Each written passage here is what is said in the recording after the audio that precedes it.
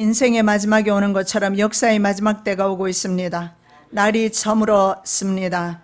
이제 하나님 앞에 모든 인류가 백보자 심판대 앞에 서게 될 터인데, 아버지 하나님, 이 시간에 우리가 놀기를 원치 아니합니다. 정일토록 놀고 여기 있느냐, 주님의 책망을 듣지 아니하기를 원합니다. 오늘 말씀 듣고 우리 해야 할 일을 깨닫게 도와주시고, 성령께서 이 시간에 우리들에게 증가하고자 하는 말씀을 듣기를 원하오니 성령 하나님 친히 말씀 증가하여 주시옵소서. 거룩하신 예수 그리스도 이름으로 기도드립니다. 아멘. 오늘 제목의 말씀으로 11시에 일할 일꾼이 누구인가, 이렇게 한번 제목의 말씀을 가지고 묵상하기를 원합니다. 말할 것도 없이 11시는 일을 마칠 때를 가리키는 것을 볼 수가 있습니다. 그럼에도 불구하고 11시에도 주님께서는 일할 일꾼을 찾으신다라는 사실을 볼 수가 있습니다. 자, 말씀 1절 보시겠습니다. 천국은 마치 품꾼을 얻어 포도원에 들여보내려고 이른 아침에 나간 집주인과 같으니. 자, 팔레스타인 지역에 가장 중요한 농사가 있는데 그 중에 하나가 바로 포도 농사입니다.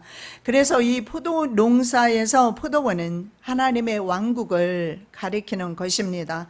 그리고 포도원 주인은 하나님으로 나타나고 있고, 품꾼은 노동자라고 하는데 정확하게 표현하면 일일 근로자, 일일 노동자를 말하는 겁니다. 쉽게 말씀드리면 일당 받고 일하는 사람을 가리킵니다. 자, 이 일용직 근로자는 이런 아침 3시, 6시, 그리고 9시, 11시에 고용된 하나님의 자녀들임을 볼 수가 있습니다. To hire laborers 이렇게 나와 있습니다. hire하기 위해서 누구를? 노동자를 일용직 근로자를 하이얼하기 위해서 주인이 바로 하이얼하기 위해서 노동 인력이 있는 인력 시장으로 가서 노동자들을 고용하는 것이 오늘 바로 본문의 내용입니다. 자, 유대인들은 일몰부터 다음 일몰까지를 24시간으로 계산을 합니다. 그래서 일몰쯤 저녁 6시가 그들에게는 0시가 되고, 다음날 아침 6시는 12시가 됩니다. 그리고 그 다음날 저녁이 되면 24시가 되겠지요. 그래서 다음날 오전 6시는 12시가 됩니다. 저가 하루 한 데나리온씩 품꾼들과 약속하여 포도원에 들여보내고. 자, 이른 아침은 바로 오전 6시 새벽인 것을 볼 수가 있는데, 이때 벌써 유대인들은요 시장이 열렸다는 사실을 볼 수가 있고, 인력 시장에도 역시 일꾼들이 자기를 하이어해 주기를 위해서 고용해 주기를 기다리고 있다는 사실을 볼 수가 있습니다. 당시의 집주인은 이런 인력 시장에 나가지를 않습니다. 누가 나가느냐? 청지기가 있었고 하인들이 있습니다. 그래서 인력이 필요했을 때 그들이 가서 바로 일용직 근로자를 데려와서 일을 시키고 돈을 주었던 것입니다. 그런데 오늘 본문에 보니까 주인이 직접 인력 시장에 가서 장터로 갑니다. 일꾼을 고용합니다. 일꾼의 선택이 누구에게 있는가? 주인에게 있는 것처럼 바로 인류를 구원하는 주권이 바로 하나님께만 있다라는 사실을 보여주고 있습니다. 결국 인간의 구원은 하나님께서 주도하시고, 그리고 구원의 주권이 바로 주님께 있다라는 사실을 말씀하고 있습니다. 자, 품꾼은 1차적으로 12사도를 가리키기도 합니다. 그러나 2차적으로 바로 시대마다 다른 문화와 다른 역사 가운데서 부름받고 주의 일을 하는 저와 여러분 모든 성도들을 가리키는 것입니다. 여러분이 생각할 때 주의 일은 목사가 하는 것이다, 성직자가 하는 것이다, 이렇게 볼 수가 있는데, 그러나 그렇지 않습니다. 특별히 이 마지막 때는 하나님께서 평신도 각자를 있는 곳에서 삶의 현장에서 불러내셔서 사용하는 것을 우리는 유튜버를 통해서 젊은이들이 얼마나 많이 지금 이 시대를 증가하고 있는지 보고 있습니다. 자, 그래서 그들에게 포도밭 일을 맡기셨고, 지금 하나님께서 저와 여러분들에게 또한 이 포도밭 일을 맡기기를 원합니다. 자, 아담은 에덴 동산을 맡기시고 하나님께서 그에게 부탁하셨던 것이 있는데 바로 경작을 하라 이렇게 말씀을 합니다. 여호와 하나님이 그 사람을 이끌어 에덴 동산에 두사 그것을 다스리며 지키게 하시고, 영어 성경에 보면 참 잘 나와 있어요. NIV에 보면 to work it and take care of it 이렇게 나와 있고요. 킹 제임스 버전에 보면 to dress it, 우리 이렇게 드레스 입는 거, 그리고 to keep it, keep하기 위해서는, 유지하기 위해서는 dress it 혹은 work it, 일해야 되고, 그리고 dress up 해야 되는 것을 말합니다. 그리고 NASB에 보면 to cultivate, cultivate는 경작하다, 농사짓다 이런 의미가 있어요. 그리고 keep it 이렇게 나와 있습니다. 그래서 여기서 우리가 볼 수 있는 것은 하나님의 나라는 to work it, 일해야 되고, dress it 역시 마찬가지입니다. 움직여야 되고, 그 다음에 cultivate, 경작해야 된다. 여러분, 우리의 심령의 밭을 경작하시는 은혜가 있으시기를 바랍니다. 그래서 하나님의 나라는요, 경작을 통해서 생명이 잉태된다는 사실을 볼 수가 있습니다. 자, 우리의 일상이 생명을 위한 일인가? 여러분에게 한번 물어보고 싶습니다. 나의 일상이 생명을 위한 일인가? 나의 생명을 위한 일인가? 아니면 육체를 위한 일인가? 여러분, 날마다 물어보시는 은혜가 있으시기를 바랍니다. 아침 8시 기도 시간에 여러분 스스로 한번 물어보시기 바랍니다. 성도를 위해서 기도하는 시간에, 중보하는 시간에 내 자신을 위해서 오늘 나는 누구를 위해 일할 것인가? 나 자신의 육체를 위해 일할 것인가? 아니면 생명을 위해 일할 것인가? 나의 생명을 위해서, 다른 사람의 생명을 위해서 내가 일할 것인가? 하나님은 창조 이래 지속적으로 하나님의 사람들을 고용하고 있습니다. 그래서 천국을 경작하게 하십니다. 여러분, 생명은요 움직이게 되어 있습니다. 죽어 있질 않아요. 이른 아침 6시, 3시, 6시, 9시, 11시는 현대 시간으로 보면 오전 6시, 9시, 그리고 12시, 오후 3시, 오후 6시입니다.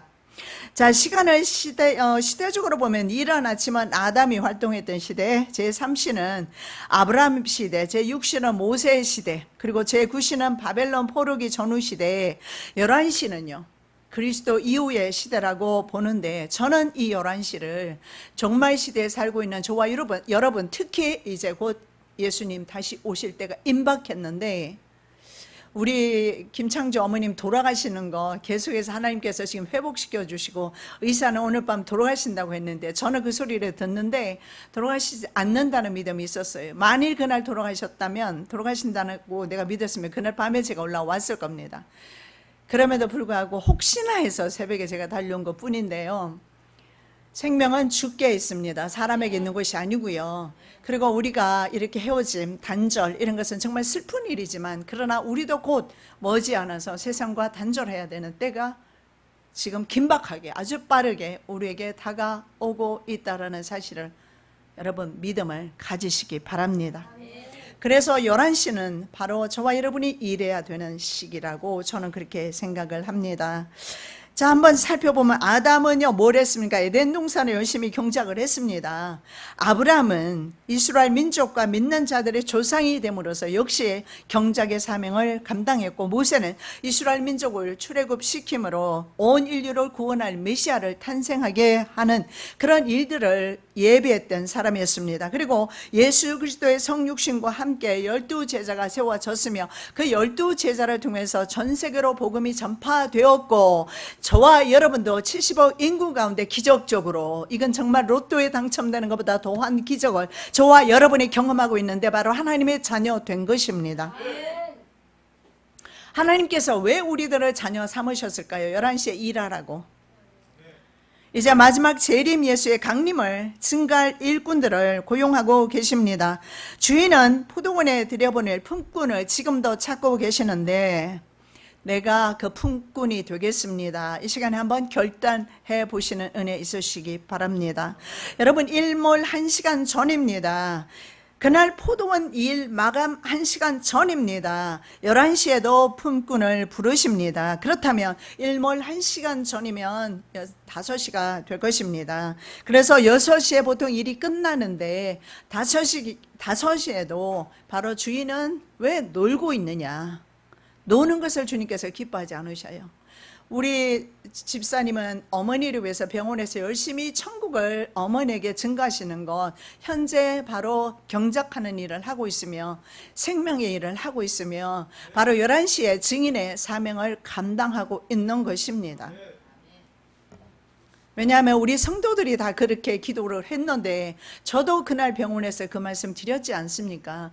어머니가 제가 갔을 때는요, 이미 밤에 벌써 데리러 왔던 것 같아요, 사탄이. 그래서 아마 의사가 그렇게 진단을 내렸던 것 같습니다.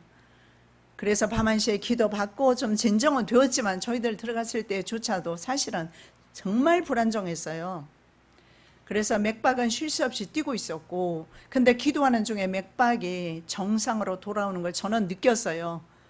근데 간호학 교수께서 오더니 맥박이 정상으로 돌아갔고, 산소 포화도도 가득 차 있는 걸 봤다라고 말해서 그러냐고. 제가 하나님께서 왜 어머니를 그날 밤에 의사의 진단대로 데려가시지 아니하셨을까요? 제가 말씀드렸잖아요.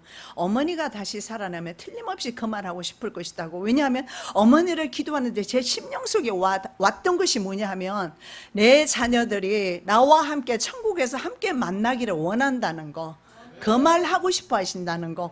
그래서 어머니가 만일에 다시 기력을 회복해서 말을 할 수 있다면 바로 이것을 자녀들에게, 내 자녀들에게 증거하고 싶어 한다는 사실을 제가 증거했지 않습니까? 그리고 회복이 되었고요, 대화를 했고요, 그리고 이쁜 옷 사드렸더니 좋아하셨고, 자녀들이 믿음을 똑같이 내 자녀가 하나님에 대한 믿음을 가지셔서 천국에서 어머니와 함께 제외하는 그런 축복을 받으시기를 예수님의 이름으로 축복합니다. 자, 지금 1시간 전에 5시경에 구용된 저와 여러분 포도원에 들어갈 준비 됐습니까?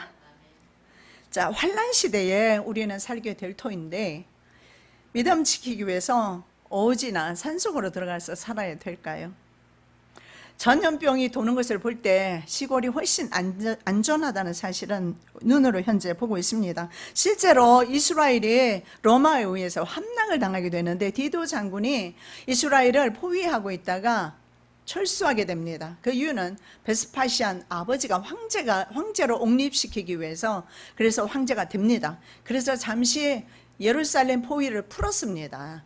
그런데 포위되었다가 포위가 풀리자 예수님의 말씀을 기억했던 사람들, 이런 일이 일어나는 것을 보거든. 즉 바로 로마라든가 이런 권력에 의해서 예루살렘이 포위를 당하게 되거든. 여러분, 이 시대를 보는 눈이 열리시기를 예수님의 이름으로 축복합니다. 정말 열려야 합니다. 여러분의 눈이 열려야만이 믿고 믿음으로 준비할 수가 있습니다. 예수님의 말씀을 기억했던 사람은 산으로 도망갔고 그들은 예루살렘의 멸망을 보지 않았습니다. 목숨을 보존했습니다. 이미 신세계 질서 안에 들어간 상태에서 오지나 산속에 집을 사고 땅을 사고 지하 벙커를 파고 그리고 좋은 창고 짓고 플라스틱 통에 쌀을 곡식을 잔뜩 저장해 놓습니다. 그리고 오염되지 않는 물을 먹기 위해서 지하수를 파둡니다. 자가수도 팝니다. 그 외에도 인간이 할 수 있는 모든 것을 하십시오. 안전장치를 모두 해 두시란 말입니다. 그렇게 두었을 때 그것을 통해서 여러분이 목숨이 보존되는지, 여러분 만일에 그 믿음으로 산다면 해 두시기 바랍니다. 그러나 성경적으로 봤을 때 후 3년 적그리스도가 통치를 시작할 때, 물론 그 전에 휴거된다면 뭐 끝입니다만은, 그러나 휴거를 견디지 못하는 믿음으로 환난선에 휴거가 되겠습니까? 적그리스도와 통치가 시작되면은요, 저와 여러분이 가지고 있는 벙커라든가 차라든가 집이라든가 이런 것조차도 다 압수를 당할 수가 있습니다. 이런 암흑기가 지금 다가오고 있어요. 물론 일시적으로 준비한 것들이 도움은 잠깐은 될 것입니다. 전쟁이라든가 전염병이라든가 이런 것으로 말미암아 도움은 될 것이나, 그러나 정말 내 영혼을 위한 안전장치가 그곳에 있을까요? 그러면 해야죠. 여러분, 전 재산을 털어서 시골 땅 사시기 바랍니다. 산속의 땅 사시기 바랍니다. 안전장치는 예수 그리스도밖에 없습니다. 영적 암흑기에 우리 그리스도인은 무엇을 해야 할 것인가? 그래서 숨는 것보다는 좀 더 적극적으로 우리는 이 암흑 시대에 이 어둠을 향해서, 원수마귀를 향해서 우리는 나가야 되겠다. 어떤 교회에서는 두 증인증을 50만 원 받고 팔았더라고요. 그들이 증인입니까? 성경에 보니까 두 증인은 1260일을 예언하는 사람이다. 1260일은 보통 전 3년 반을 가리키기도 합니다. 물론 후 3년 반일 수도 있고요. 왜냐하면 성경에 후 3년 반은 주로 42달이라고 표현하기 때문에 일로 표현된 1260일은 바로 두 증인이 사역하는 때라고 그렇게 보여지고 있습니다. 그래서 이 두 증인은 전통적으로 엘리야나 모세 혹은 에녹 같은 사람들, 특정한 두 명이 강력하게 바로 말씀을 증거하다가 그들이 바로 죽임을 당하고 그리고 사흘 후에 다시 살아나게 될 것이라고 말합니다. 이 기간에 사람들을 회개시켜서 짐승을 받지 못하도록 하는 사역이 바로 그리스도인들의 바로 증인의 사명입니다. 그래서 아마 이 두 사람이 그렇게 될 것이라고 전통적으로 그렇게 생각해 왔습니다. 그러나 꼭 그렇지만은 않다라는 것을 우리가 말씀 가운데 볼 수가 있습니다. 엄밀하게 말하면 바로 이 환난기에, 암흑기에 빛을 비추는 자, 그 사람이 두 증인이라는 것입니다. 저와 여러분, 예수를 보지 않고 증인 노릇할 수가 있겠습니까? 예수 그리스도를 모시지 않고는 증인이 될 수가 없습니다. 본 것이 없고 들은 것이 없고 함께하지 함이 없는데 어떻게 증인이 되겠습니까? 그러나 주님을 모시는 사람은 주님을 증거하는데, 증인이라는 것은 자신이 본 것에 대해서 증거하는 사람이 증인입니다. 예수를 보지 않고 그래서 증거할 수가 없는 것입니다. 지금처럼 자유롭게 복음을 전하지 못할 것입니다. 전하다가 사형당하거나 아니면 구금되거나 때로는 산속으로 도망가야 할지 몰라요. 때로는 가족만을 이끌고 산으로 갈 수도 있고 몇 명의 사람들이 함께 모여서 다니면서 복음을 전할 수도 있고, 그때는 아무도 알 수는 없습니다. 그러나 두 증인의 사명을 감당하라고 저와 여러분에게 말씀을 합니다. 요한계시록 12장 3절에서 6절의 내용인데 이렇게 말씀합니다. 내가 두 증인에게 권세를 줄 것이다. 굵은 베옷을 입고 1260일을 예언하게 될 것이다. 자, 저희를 해하고자 하면 저 입에서 불이 나와서, 여러분 잘 들으시기 바랍니다.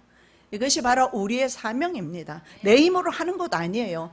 내 힘으로 하면 무서워서 못합니다. 아무도 못할 거예요. 지금 예배 드리지 말라고 하니까 모두 한결같이 오전 예배만 드리고 다 흩어지는 이런 마당에 정말 너 이 복음 전하면 죽인다라고 하면 과연 담대하게 전할 교회가, 목회자가, 성도가 몇 명이나 될까요? 얼마나 될까요? 그런데 저희를 해하고자 하면 저희 입에서 불이 나서 원수를 소멸할지니, 왜냐하면 때가 될 때까지는 복음을 증거하는 것이 우리의 사명입니다. 그래서 사명자는 하나님의 사명이 끝나기까지 죽지 않습니다. 적극적으로 사명을 감당하려는 노력을 저와 여러분이 해야 할 것이며, 필라 교회가 그러지 않아도 한국에 교회가 많은데 하나 더 보탠 이유가 여기에 있다라고 생각합니다. 왜냐하면 제가 그런 생각 종종 했거든요. 하나님, 한국의 교회가 그렇게 많은데 저조차 여기에 있어야 될까요? 늘 그런 의미를 가졌는데, 너는 이곳에서 이 땅에서 복음 전할, 구체적으로 하나님이 말씀을 하셨어요. 그래서 우리 교회가 사명이 바로 이 사명입니다. 암흑기에 복음 전하라고, 암흑기에 빛을 전하라고. 죽음 앞에서 원수마귀들이 왔다 갔다 하는 상황에서 우리 장집사님 어머니에게 지금 빛을 전하고 있고 천국을 전하고 있고, 그리고 어둠의 권세를 물리치고 있는 것입니다. 그리고 그 다음에 말씀해 보니까 하늘에서 불이 내려와요. 이거 누가 했습니까? 엘리야가 했잖아요. 그리고 물을 여러 날 동안에 비 오지 못하게 하는 거 엘리야가 했죠. 그리고 물을 변해서 피 되게 하는 건 모세가 했습니다. 그래서 모세와 엘리야 같은 사람이 두 증인이 나타날 것인데 두 명만은 아니라는 믿음을 저는 가지고 있습니다. 3년 6개월 비를 멈추게 했던 엘리야의 사역과 물을 피로 변하게 했던 모세의 10가지 재앙을 내린 모세의 사역을 할 사람들이라고 저는 그렇게 생각을 합니다. 이 사람이야말로 바로 11시에 부름받은 하나님의 자녀들로 여러분 숲속에 숨겠습니까? 아니면 이 어둠의 영이 역사하는 세상으로 나와서 빛의 사명을 감당하시겠습니까? 여러분 모세를 보십시오. 모세는 악어의 궁정 바로 왕의 그 궁궐 아래서 자라났어요. 그리고 이집트 사람을 죽여서 광야로 도망을 갔는데 하나님께서는 광야에 있게 하지 않으셨어요. 저와 여러분이 있잖아요. 정말 두 증인의 사명을 감당한다면 하나님의 자녀라면 반드시 우리 또한 광야에 숨는 것이 아니고 산속에 숨는 것이 아니라 그것이 최선책이 아니라 저도 미국에서 처음에 두려움이 왔습니다. 그래서 나는 나가서 복음을 전하지만 우리 자녀들은 어떻게 할 것인가. 도회지에 집을 팔고 시골에 집을 사놨고 그 집이 지금도 있어요.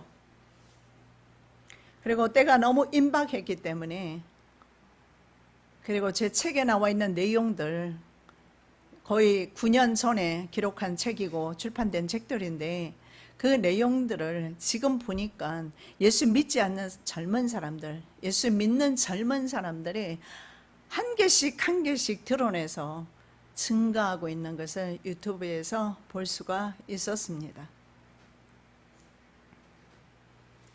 그때만 해도 많은 사람들이 음모론자라고 했습니다. 그러나 지금 우리의 눈으로 이 음모라고 치부했던 것들이 우리의 눈으로 목도하고 있으며 점점 더 국민을 강제하는 강제 국가로, 전체주의 국가로 전 세계가 나가고 있는 것을 눈으로 볼 수가 있을 것입니다. 자, 모세는 광야에 있게 하지 않으셨어요. 모세는 끝까지 안 가려고 그랬어요. 나 모세의 마음 이해합니다. 이제 뭐 나이도 80 정도 되었고 나이 타령하는 것 아닙니다. 저도 타령했으니까 하는 말이에요. 모세는 나는 말도 못하고 하니까 나를 보내지 마시고 말 잘하는 사람 보내세요. 하나님께서 노하십니다.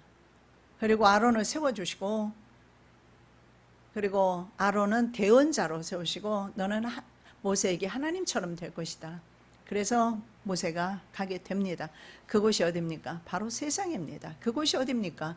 바로 아목입니다. 아목의 세상입니다. 악어 궁정이었어요. 악어가 사는 궁궐이었습니다. 그곳으로 모세는 보냄을 받았습니다. 엘리야는 또 어떻습니까? 북왕조 가장 악하고 우상 숭배가 만연했던 왕과 이세벨이 앞에서 복음을 전했습니다. 복음 전파가 끝날 때까지는 하나님께서 보호하심을 엘리야를 통해서 볼 수가 있습니다. 3년 6개월 동안 비 오지 않을 것이다 선포하는데 진짜 비가 안 오니까 아합 왕은 엘리야를 잡아 죽이려고 전국을 찾기를 시작하는데 정말 이 한 마리를 수색하듯이 군대를 보내서 수색을 하지만 엘리야를 찾을 수가 없습니다. 하나님이 그를 숨겼거든요. 마지막 때는 하나님의 숨긴 자는 살게 될 것입니다. 자기가 자기가 만들어 놓은 피난처에서는 글쎄요 산다라는 보장을 저는 말씀을 드릴 수가 없어요. 자, 이 엘리야를 하나님이 어디로 보내셨어요? 바로 북이스라엘 왕조로 시집으로 왔던 이세벨의 고향으로 보냈어요. 이세벨 아버지가 바로 시돈의 엣발 왕입니다. 그런데 바로 그 땅으로 엘리야를 보내서 그곳에서 아스타롯을 섬기고 있던 바알을 섬기고 있던 한 여인에게 바로 음식을 주시는 분이 누구인가? 그리고 바로 생명을 주관하시는 분이 누구인가? 바로 그 적진에 들어가서 엘리야는 그곳에서 하나님의 역사를 기적을 나타내는 것입니다. 우리는 적그리스도가 통치하는 기간에 적의 소굴에서 예수 그리스도는 우리의 구원자 되심을 선포하게 될 것입니다. 성경에 예언된 말씀이 그대로 이루어지는 경험을 한 사람들이 그때 돌아오게 될 것입니다. 왜냐하면 그동안 계속 주의 종들이 전했지 않습니까? 이런 날들이 오게 될 것이다. 그 날들이 왔을 때 내가 순종하지 못했구나, 알지 못했구나, 깨달은 수많은 사람들 어디로 갈까 우왕좌왕할 때 바로 예수를 증거하고 예수 믿음을 가지고 함께 순교하는 데까지 나아가는 그런 일들을 하게 될 것입니다. 그 후에 내가 내 신을 만민에게 부어주리니 너희 자녀들이 장래일을 말할 것이며 너희 늙은이는 꿈을 꾸며 너희 젊은이는 이상을 볼 것이며 그때 내가 또 내 신으로 남종과 여종에게 부어줄 것이며 이것이 바로 종말의 두 증인들에게, 아니요, 두 증인의 삶을 사는 사람들에게 주시는 하나님의 은혜입니다. 왜냐하면 당시에 구약시대 때는요, 항상 두 증인을 재판을 할 때마다 언제나 구약에서는요, 두 증인을 세웠어요. 한 명 가지고는 재판이 이루어지지 않아요. 고소가 안 돼요. 그래서 어떤 사람을 고소하고 그 사람에게 선고를 내리기 위해서는 항상 두 증인을 구약 성경에서 늘 필요로 했습니다. 그래서 요한 사도 또한 바로 그 두 증인이 나타나게 될 것을 말씀하고 있는데, 두 증인의 사명이 바로 실제적으로 모세도 우리와 같은 성정, 엘리야도 우리와 같은 성정 가진 사람으로서 그들이 증거하는 그들의 능력을, 그들의 권능을 우리도 동일하게 증거하면서 행하면서 죽어가는 영혼들을 살리게 될 것입니다. 물론 지금처럼 여러분 풍족한 삶을 살지 못할 것입니다. 여러분, 우리는 그러면 무엇을 먹을 것인가, 무엇을 입을 것인가, 그렇게 말할 수도 있습니다. 요한은 메뚜기와 석청을 먹었습니다. 가죽옷을 입었습니다. 가죽옷은 평생 한 벌만 있어도 닳아지지 않는 가죽옷. 그래서 먹는 것, 입는 것 여러분 염려하지 않으셔도 돼요. 하늘에서 만나를 내려주실 것이며 메추라기를 보내주실 것이며 오염되지 않은 반석에서 나는 물을 저와 여러분들에게 주실 것입니다. 복음을 우리가 적극적으로 감당하려고 노력한다면 말입니다. 두 증인의 증거의 사명을 감당한다면 말입니다. 나 본 것이 있지 않습니까? 예수 그리스도가 날 위해 이 땅 위에 오셨고 날 위해 죽으셨고 그분이 살아나셨고 그분은 하나님이심을 내가 증인 아닙니까? 그래서 우리는 그 증인의 사명을 감당해야 되는 것입니다. 그래서 엘리야도 마찬가지였습니다. 그 사렙대 과부의 집에 가봤더니요, 떡이 없습니다. 그래서 가루 한 움큼하고 병에 기름 조금 있는 것 뿐이었습니다. 그런데요, 그 과부조차도 그거 먹고 죽으려는 판에 사람 한 명이 더 입이 늘어났어요. 이제는 빨리 죽는 일밖에 생기지 않았죠. 그럼에도 불구하고 이 과부는 순종하고 엘리야에게 그것을 드림으로 어떤 일이 일어나기 시작합니까? 기름통에는 기름이 끊어지지 않고 가루통에는 가루가 역시 끊어지지 아니하면서 끝까지 사명 감당하는 하나님의 자녀들을 보게 될 것입니다. 그래서 내가 준비하지 못해, 나는 돈이 없는데요, 나는 집도 없고요, 염려하지 않으시는 은혜 있으시기 바랍니다. 왜냐하면 하나님께서 하나님의 종들을 먹이시고 이스라엘 백성들을 40년 동안 광야에서 어떻게 하셨습니까? 숫자도 많아요. 지금은 그렇게 많은 숫자가 없을 수도 있어요. 정말 믿음의 사람이 별로 없거든요. 지금 이 시대에는 대부분이 넓은 길로 가고 있거든요. 근데 그 당시에 이스라엘 백성들은 거의 200만에 가까운 그 많은 숫자를 하나님이 아니고서는 어떻게 먹이십니까? 어떻게 해서 먹일 수가 있어요? 그것도 매일같이. 여러분 한번 음식 자녀들 있잖아요. 혼자 나도 그래요. 나 혼자 먹을 때는 일주일 동안 음식이 거의 필요하지 않아요. 조금만 있어도 먹는데 우리 자녀들하고 어머니가 다녀가면 아주 초토화됩니다. 그런데 200만 명이라니요. 하나님이니까 가능해요.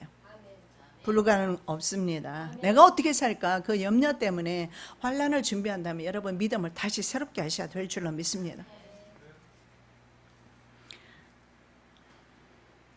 하나님께서 준비하시는 곳으로 하신 것으로 먹고, 그리고 중요한 것 하나님이 가라시는 곳으로 가게 될 것입니다. 이세벨은 자신의 신 아스타롯을 이스라엘에 가져와서 북이스라엘을 완전히 미혹했습니다. 반면에 엘리야는요, 역시 아스타롯을 섬기는 시돈 여인, 비록 한 여인이지만 그 여인에게 가서 음식을 주는 사람이 누구인지 거기에서 보여준 겁니다. 그리고 바로 아들이 죽지요. 그런데 그 아들을 살려줍니다. 그래서 상징적으로 바로 이방 땅에서 엘리야가 증거하는 것은 생명을 죽이고 살리는 것은 세상 권력 아니다. 사람 죽이고 살리는 것은 세상 사람이 아니다. 의사도 아니다. 의사는 진단을 합니다. 제가 봤을 때도 가서 보니까 어머니 보니까 진짜 호흡이 끊어지시겠더라고요. 그런데도 보니까는 하나님께서는 계속 생명을 연장시키시면서 조금 믿음들이 없잖아요. 자녀들이 사실이잖아요. 그래서 그걸 계속 어머니를 통해서 알게 하시는 겁니다. 어머니는 곧 천국 가는데, 왜냐하면 저는 분명히 가서 보니까 딱 기도를 하는 순간에 주님이 제 마음에 이런 마음을 주셔요. 내가 여기 지금 함께하고 계신다, 이 마음을 주시는 거예요. 기도 딱 들어가는 순간부터. 그러니까 맥박이 잡히고 호흡이 다시 정상으로 돌아오고 그렇지요. 저는 느껴지는 거예요. 그런데도 마귀는 어땠습니까? 계속 모세의 시체도 가지러 왔지 않습니까? 그래, 임종시간이 그래서 중요한 거예요. 이들은 믿는 자들까지도 할 수 있으면 미혹하거든요. 심지어는 그들은 어디까지, 거기가 어딥니까? 하나님의 도성입니다. 예루살렘뿐만 아니라 사마리아 성도 마찬가지로 이들은요, 하나님의 백성들에게, 하나님의 도성에서 마귀는요, 자신의 선지자들을 보내서 이스라엘 백성을 미혹했고 이스라엘 백성을 받아들였어요. 그러나 하나님의 구원받은 사람은 안 받습니다. 안 받아요.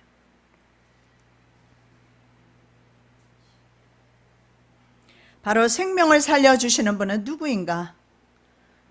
식량을 주시는 분은 누구인가?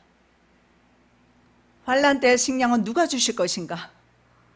요셉이 어떻게 7년 먹을 양식을 준비했는지 그 비밀이 궁금합니다. 저는 생각했을 때 주님이 공급하시는 것으로 가능하다. 주님이 그 식량을 보존해 주셨구나. 그 외에는 답이 없어요. 당시에 냉장고가 있었다면 7년 아니라 10년도 그대로 냉장고 있어요. 저 어떤 집에 갔더니 막 냉장고 4-5개에 막 가득 차 있어요. 내가 이야기했어요. 아마 여기 10년 넘은 것도 있을 것이다. 다 버리자. 싹 다 버렸던 기억이 나는데요.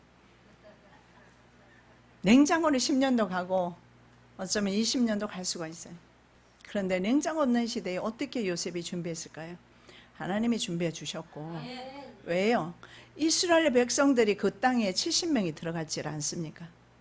그들을 통해서 메시아가 이 땅에 오셔야 되고 이스라엘 국가가 건립이 되어야 되고, 그래서 하나님께서 보존해 주셨지 않을까. 여러분, 주님이 주시는 것으로 공급 받으시는 은혜 있으시기 바랍니다. 좀 자유하지요? 돈이 없어도 괜찮지요? 네? 더 이상 제가 왜 이 말씀을 드리냐, 돈 없다고 너무 돈에 묶이지 마시라는 거예요. 그 돈이 뭐라고, 영생 주는 것도 아닌데 왜 이렇게 사모하는지, 아내보다 남편보다 더 사모하고 애인보다 더 사모하고, 어찌 돈을 그렇게 사랑하시는지. 내 사랑 돈이라고 하지 마시고 내 사랑 예수님, 이제는 바꾸시는 은혜 있으시기 바랍니다. 구원을 주시는 분은 하나님이시지 돈이 아니에요. 돈. 엘리야는 구름 타고 하늘로 옮겨졌습니다. 순교하는 자가 있을 것입니다.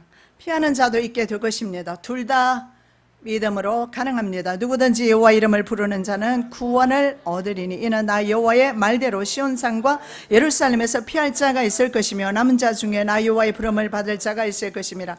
여러분, 살아있는 사람이 있을 겁니다. 그러나 그것이 우리의 뜻대로 되는 것 아닙니다. 하나님의 뜻대로 될 것입니다.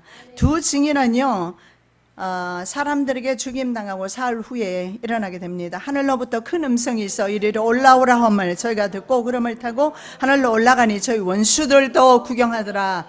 예, 휴거가 있습니다. 일어나요. 11시에 일한 일꾼들도 엘리야 혹은 두 증인처럼 구름 속으로 끌어올려 갑니다.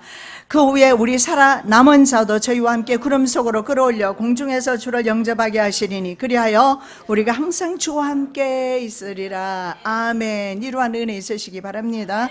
자, 지금은 인류 역사의 밤입니다. 여러분, 아무리 애써 부인하려 해도 뭐 어쩔 수 없습니다. 하나님의 엔드 타임이에요.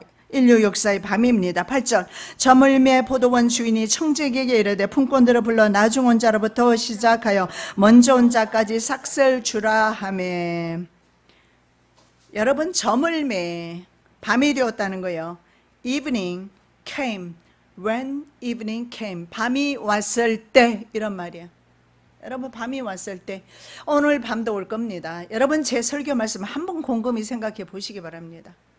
밤이 올 때마다 여러분 남은 생애 동안 한 번만 생각해 보시기 바랍니다. 내 인생에 밤이 올 때 나는 이대로 괜찮은가? 보통 날이 저물어졌을 때 품꾼들에게 품삯을 지불합니다. 인생 저녁이 되면 창조주 하나님에 의해서 구체적으로 정확하게 정산이 이루어지게 됩니다. 모든 인류는 개인 종말이든 역사의 종말이든 결국은 끝에 서게 된다라는 것입니다. 그 끝에 무엇이 있는가? 심각하게 한번 생각해 보셔야 합니다. 지혜로운 사람은 미래를 계획할 것입니다.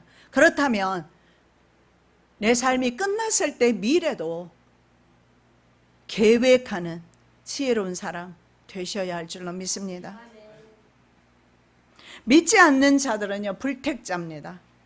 백보자 심판이 있게 될 것이라고 요한계시록 20장에 나와 있습니다. 백보자 심판을 받고 그들은 불못으로 가게 될 것입니다. 여러분, 코로나19로 인류는 다시는 건너지 못할 강을 건넜습니다. 과거로 절대로 돌이킬 수 없습니다. 이것은 그러나 분명히 아셔야 합니다. 하나님의 타임라인 안에 있음을 알아야 합니다. 작년까지만 해도 이런 식으로 전체주의 국가가 그리고 전 세계 사람들을 조종할 수 있는 이런 시스템이 오게 될 줄 몰랐습니다. 그러나 이 전염병은 가능하다는 거예요. 왜냐하면 사람들은 전염병으로 죽는 것보다는 자신의 자유를 포기하니까요.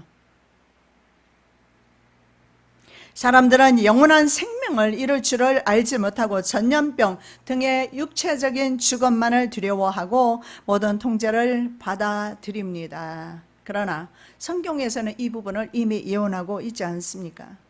이런 시점에서 포도원 주인이 품꾼들을 부르시는데 필라교회 성도 여러분을 부르고 계십니다. 그 음성을 이 시간에 들으시기 바랍니다.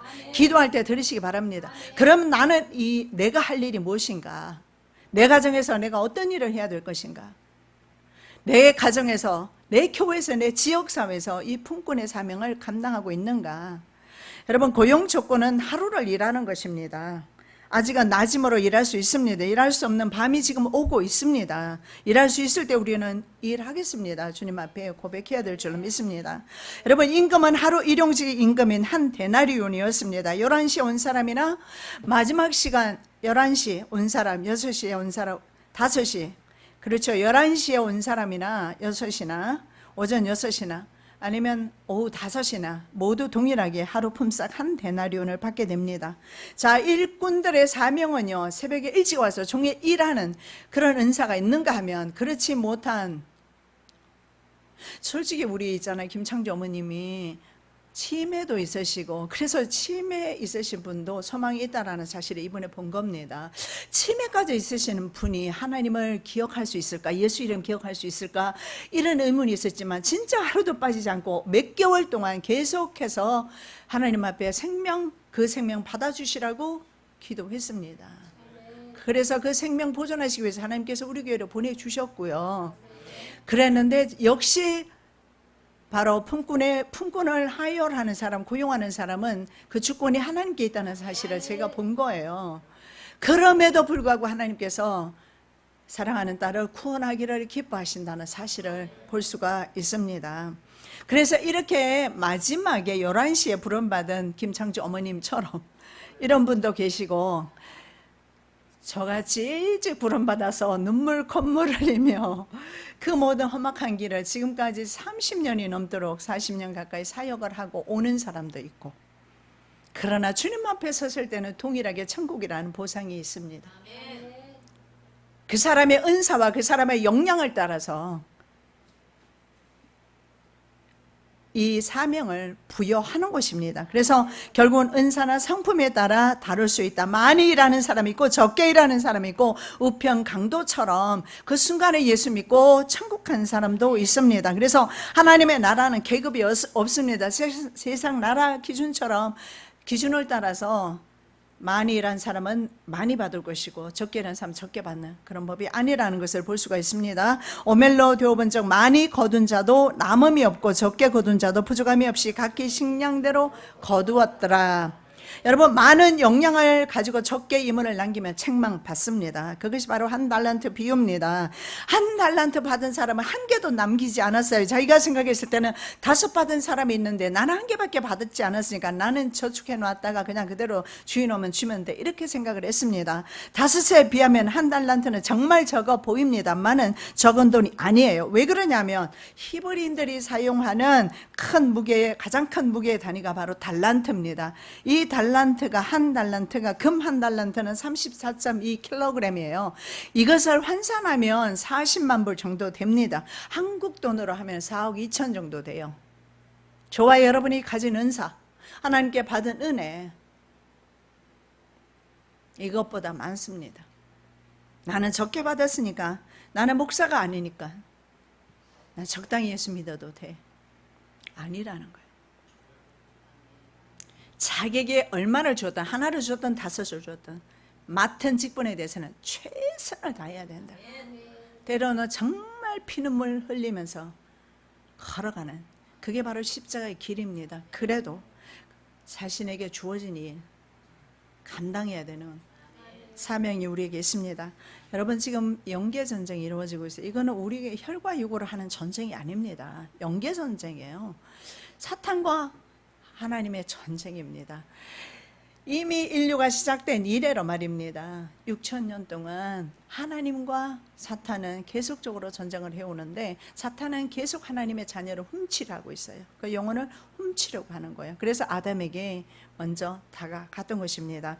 그래서 아담 때부터 시작된 하나님과 루시퍼의 전쟁, 영적 전쟁이요, 이제 일방적으로 하나님의 전쟁이, 이 전쟁이 하나님의 승리로 일방적으로 끝나게 될 것입니다. 그 시대가 지금 가까이 왔기 때문에, 다시 말씀드리면 사탄이 자기의 시대가 얼마 남지 않았다는 거 알고 있어요. 발악을 하고 있어요. 이 사탄이 발악하는데 내가 걸려 넘어지면 안 됩니다. 가장 중요한 것은 내 마음의 성소를 잘 지키셔야 합니다. 이것을 공마국 전쟁이라고 하는데, 이 공마국 전쟁에서 사탄을 유황불못에, 이 전쟁에서, 전쟁이 끝난 후에 사탄을 유황불못에 놓습니다. 물론 이것은 에스겔 38장에 나오는 공마국 전쟁하고는 달라요. 그것은 3차 전쟁이 될 것이지만, 자, 보겠습니다. 천년이 참에 사단의 교옥에서 놓여 나와서 땅의 사방 백성 곡과 마곡을 미혹하고 모아 싸움을 붙이려니 그 수가 바닷물에 같으리라. 저희가 지면에 널리 퍼져 성도들의 증과 사랑하시는 성을 두르매 하늘에서 불이 내려와 저희를 소멸하고 또 저희를 미혹하는 마귀가 불과 유황못에 던지우니 거기는 그 짐승과 거짓 선지자도 있어 세세토록 밤낮 괴로움을 받으리라. 여러분, 여기에 보니까 유황불못에 들어간 시 마귀만 들어간 것이 가는 곳이 아니라 마귀의 하수인 들이 들어가네요. 짐승이 들어가요. 이 짐승은 적그리스도가 될 것이겠죠. 세상 제국입니다. 세상의 왕들이 들어갈 것이고 거짓 선지자, 이 왕들과 정권 그 권력을 나누어 가졌던 바로 종교 지도자들입니다. 타락한 종교 지도자들도 그곳으로 들어가면서 하나님이, 예수가 계시지 않는, 예수를 모시지 않는, 예수님이 선택받지 못한 그런 사람들이 들어가는 곳입니다. 그래서 그들은 유황불못에 곧 들어가야 된다는 사실을 알고 있습니다. 그런데요, 마귀는 절대로 혼자 불못에 가려고 하지 않아요. 이게 문제입니다. 끝까지. 그래서 가장 위험할 때가 이 세상에서 목숨이 끊어지고 하나님 나라에서 새로운 인생, 이제 새 인생이 시작되라는 그 시점에 마귀는 와서 그 영혼을 유린하려고 언제나 오는 것입니다. 저는 저희 아버님이 돌아가실 때도 봤고, 아버지가 그러셨거든요. 제가 한 2주 전에 제가 아버지랑 같이 있었는데, 제가 며칠 있다 돌아오니까 저것들을 좀 내쫓으라고 막 소리를 치는 거예요. 벌써 이 3주 전에 이렇게 돌아가시는 분이 연계가 열리는 사람이 있어요. 하루 전에, 뭐 이틀 전에, 아니면은 뭐 몇 시간 전에 열리는 경우가 있는데, 그게 보이면 병원에서도 불안정해지는 겁니다. 병원에서 똑같은 주사를 맞고 있고 진정제도 맞고 진통제도 맞고 있지만 호흡이 불안정해지고, 그리고 얼굴이 벌써 아마 일그러지게 될 거예요. 그런 것들이 보이면 그래서 마지막 때가 정말 중요한 것입니다. 여러분이 우리 인생에 이 마지막 때를 우리가 좀 생각하면서 살았으면 좋겠습니다. 자, 왜 그렇습니까? 천사들, 루시퍼가 처음에 하나님을 배도했을 때, 하나님을 대적했을 때 자기만 하나님을 배도하지 않았고 무천사들을 끌고 나왔어요. 요다서의 말씀에 보면. 그래서 마지막 때도 천사들뿐만 아니라 하나님의 종들조차도, 하나님의 자녀들조차 끌고 가려고 그렇게 예를 쓰는 것입니다. 그렇다면 우리는 김창조 어머님뿐만 아니라 모든 인류가 이제 역사의 종말 앞에 서 있는데, 그들은 모든 그 루시퍼는요, 자신의 조물의기들을 세상에 다 풀었을 겁니다. 그것이 저는 계시록 9장에서 바로 무중에게서 올라오는 그 황충이라고 생각을 합니다. 진리를 오염시키고 그들의 하수인데 수많은 종교 지도자들, 그리고 그들을 그냥 아무 의식 없이 생각 없이 따라가는 그런 그리스도인들, 종교인들이 되겠죠. 이런 사람들. 그래서 심지어는 택한 사람들조차 그곳으로 끌고 가려 한다. 그래서 불못으로 함께 들어갈 전 세계 사람들에게 정갈의 권세와 권력을 이용합니다. 지금 이 권세들이 눈에 보이고 있습니다. 여러분, 이 권세들을 사용해서 짐승표를 받게 할 것입니다. 그래서 자신의 표식이에요. 짐승표는 자신의 표식이고, 역시 하나님의 자녀들에게는 하나님께서 인을 치십니다. 또 황충이 연기 가운데로부터 땅 위에 나오며 저희가 땅에 있는 정갈의 권세와 같은 권세를 받았더라. 저에게 이르시되 땅의 풀이나 푸른 것이나 각종 수목은 해하지 말고 오직 이마에 하나님의 입맞지 아니한 사람들만 해하라 하시더라. 황충이 이미 풀어졌다라고 저는 생각이 됩니다. 그렇다면 이들은 누구를, 하나님의 인을 맞지 않은 사람들을 해하려는 그런 일을 하게 될 것입니다. 자신의 백성 삼게 될 것입니다. 누가 하나님의 그러면 인을 맞게 될 것인가? 성경에서 그 답이 나와 있습니다. 누가 하나님의 인을 맞게 될 것인가? 이거 여러분, 나의 기도가 어떤 기도인가 한번 점검해 보시면 우리가 알 수가 있어요. 에스겔 9장 4절, 이르시되 너는 예루살렘 성읍 중에 순행하여 그 가운데 생하는 모든 가증한 일로 인하여 탄식하며 우는 자의 이마에 표하라. 어떤 사람에게 표합니까? 어떤 사람에게 시일해 주시냐고요? 가증한 이런 일들을 보고 여러분은 들었습니다. 그리고 영혼을 구령하기 위해서 눈물로 기도하면서, 이 가증한 일은 하나님을 배도하는 것입니다. 그리고 모든 사람에게 짐승표를 주어서 그들을 사탄의 하수인으로 만들려고 하는 이 가증한 일을 바라보면서 우리는 눈물로 기도해야 되는데, 열려야지요. 먼저 이런 사실을 내가 알아야 합니다. 귀로 들려야 하고 눈으로 볼 수 있어야 되고, 그리고 깨닫고 순종하는 삶을 살아야 되겠지요. 그런 삶을 사는 사람들이 하나님 앞에 그런 기도를 할 수가 있어요. 내 옆에 있는 죽어가는 영혼이 비로소 보입니다. 내 옆에 죽어가는 영혼이 보이지 않으면 아직도 우리는요, 자신의 세계에 갇혀 있다라고 볼 수가 있습니다. 성전 안에서 이루어지는 가증한 일, 당시에는 바로 단무스 숭배, 우상 숭배, 그리고 태양 숭배, 이런 것으로 사람들이 그런 일을 하는 사람들을 바라보면서 울었던 사람들, 그들에게 이마에 표를 하고 바로 살육하는 기계 잡은 사람들의 패스업을 지나갔어요. 교회 안에서 일어나는 가증한 일을 보면서 교회 안도 지금은 바로 이 단무스 우상 숭배가 이루어지고 있고 태양 숭배가 이루어지고 있습니다. 사람 숭배가 이루어지고 있고 권력이 지배하는 그런 시대가 되어버렸습니다. 이런 것을 바라보면서 울고 애통하는 일을 기도를 해야 합니다. 아직도 자신의 생활고나 환경에 노예되어서 불만이나 불만족 때문에 하는 탄식이 아니라는 거예요.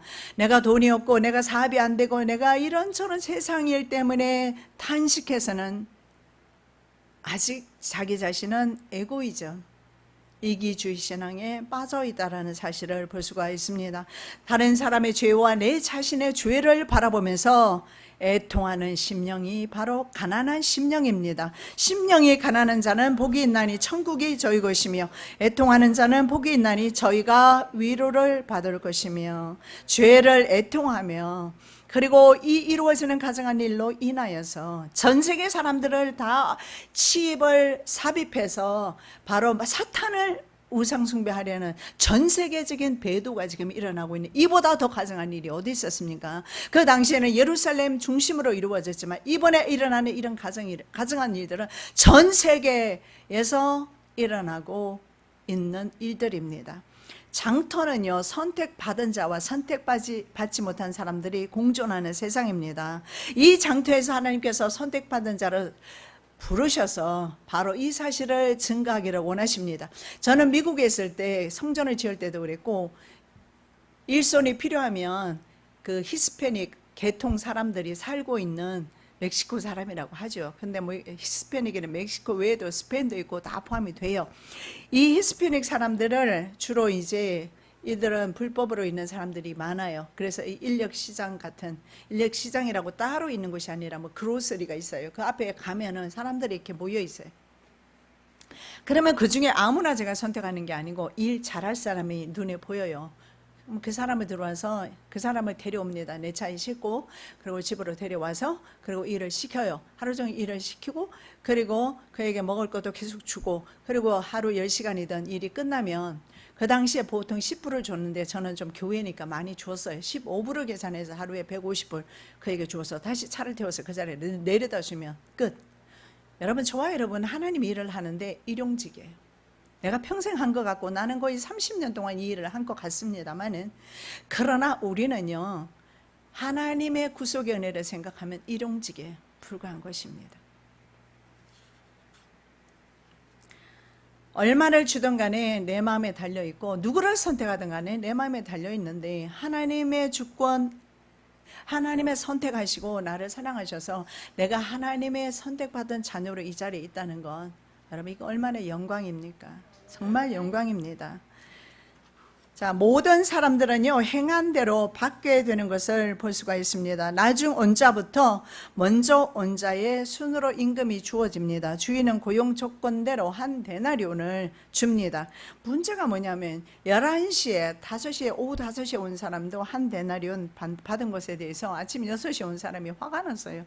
이른 아침에 와서 나는 더위도 견디고 추위도 견뎠고, 저도 어쩌면요, 일찍부터 부름받아서 저보다 더 일찍 부름받은 그런 사람도 있겠지요. 그런데 저에게도 입 다물라라고 하나님이 말씀하십니다. 11시에 온 사람이나 6시에 온 사람이나 하나님께서 하나님의 방법대로 은사를 따라서, 성품을 따라서, 환경을 따라서 하나님이 부르셨고 불러주신 것만 해도, 하나님의 그 수많은 백성 가운데서 70억 인구 가운데서 나를 선택하신 것만 해도, 나를 고용해 주신 것만 해도, 하루 일당 주고 주신 것만 해도, 일당 안 받아도, 안 주셔도 나는 일을 해야 합니다. 내 생명 구원받은 거 생각하면. 왜냐하면 내 생명 구원받은 것이 내 행위로 말미암은 것이 아니기 때문에 그렇습니다. 하나님의 무조건 사랑으로 내가 누구를 선택하든지 그 사람이 우리 집에 와서 일을 했던 것처럼, 하나님께서 누구를 선택하든지 간에 선택받은 사람은 공로가 아닌 하나님의 주권이라는 것입니다. 받은 후 집주인을 원망하여 가로되, 나중 온 이 사람들은 1시간만 일하였거늘 저희를 종일 수고와 더위를 견딘 우리와 같게 하였나이다. 교회 안에도 자신은 일하지 않으면서 늦게 온 사람이 일하는 거 꼴보기 싫어하는 사람이 혹시나 있습니까? 우리 교회는 없는 줄 압니다만은, 나중 온 자가, 성경은 분명히 말합니다. 나중 온 자가, 된 자가 먼저 품삯을 받는다. 16절, 이와 같이 나중된 자로서 먼저 되고 먼저 된 자로서 나중되리라. 이렇게 순서가 바뀌는, 이건 은혜가 아니고 순서가 바뀌는 경우가 있지 않기를 원하며, 우리가 메시의 부르심을 받았든지, 내가 언제부터 부름을 받았든지, 나는 우리 어머니 뱃속에서부터입니다. 내 이름도 그래서 뱃속에 있을 때 하나님이 내게 주신 이름이, 아버지가 그래서 그 이름을 지어주신 거예요. 천년왕국 기념물이라고. 그래서 복복자 누릴 향자, 하나님 나라에서 복을 누린다. 저는 못해서 부르셨고, 여러분은 언제 부르셨어요? 때로는 30세, 50세, 60세에 부르실 수도 있지만, 그러나 분명히 기억하시기 바랍니다. 저와 여러분의 부르심은 창세 전이라고 분명히 말씀하고 있어요. 일시적으로 하나님 기분에 따라서 얘는 버리고 얘는 취하고, 얘는 마음에 안 드네, 끝까지 말 안 듣네, 그러고서는 버려버리고, 그렇지는 않다라는 거예요. 그 주권 속에 우리가 있다라는 생각을 하면 나를 써주신 하나님께 나는 감사해야 합니다. 이 시대를 위해서 하나님의 일용직 일꾼 된 것을 우리가 일한 결과물이 아니고 무조건적인 하나님의 은혜입니다. 일한 것이 없이 하나님께 의로 여기심을 받는 사람의 행복에 대하여 다윗의 말한 바 그 불법을 사하심을 받고 그 죄를 가리우심을 받는 자는 복이 있고 주께서 그 죄를 인정치 아니할 사람은 복이 있도다 함과 같으니라. 저와 여러분은 복 있는 사람입니다. 저는 천국의 복을 받은 사람입니다. 그러므로 우리가 마지막까지 11시에 부르심 받은 증인의 사명, 일꾼의 사명 잘 감당하시기를 예수님의 이름으로 축복합니다. 사랑 예수님 감사합니다. 이 마지막 시대, 환난 시대를 위해서 하나님께서 저희들을 11시에 부르셨습니다.